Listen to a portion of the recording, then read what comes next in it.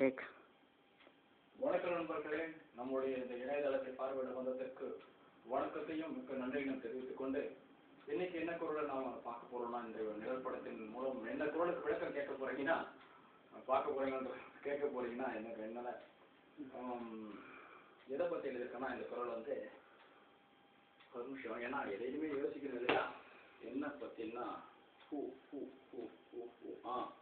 அதாவது தப்பு செய்யறது தப்புன்னுவாங்க, சரி செய்யதான் சரின்னுவாங்க. அதாவது தப்பு செய்யாத சரியை மட்டும் செய் அப்படின்னு எல்லாம் கண்டிப்பாங்க.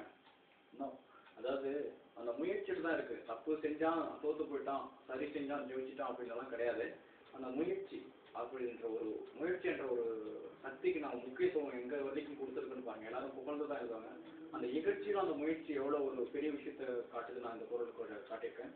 அது எப்படின்னா, இந்த தீ நன்று திகைக்க செய்யும் முயற்சி செய் நன்று செம்மை வரும். அதாவது ஒரு நல்ல விஷயம் இல்ல, தீமையான விஷயமா இருந்தாலும் அது ஒரு வித்தியாசமா திகைக்க செய்யும். வித்தியாசமா செஞ்சீங்கன்னா, ஒரு முழு முயற்சியோடு செஞ்சீங்கன்னா, அந்த செய்கின்ற முயற்சிக்கு அந்த தீ நன்று கூட செம்மை வரும். செய் நன்று செம்மை வரும். அந்த மாதிரி தீயதான் செய்யக்கூடிய அந்த செயலும் முழுமையாக வெற்றி பெற முடியும் என்றதுதான். இது வந்து தப்பான வழியில் போறதுக்காக நான் இதை எழுதணும்னு இல்லை.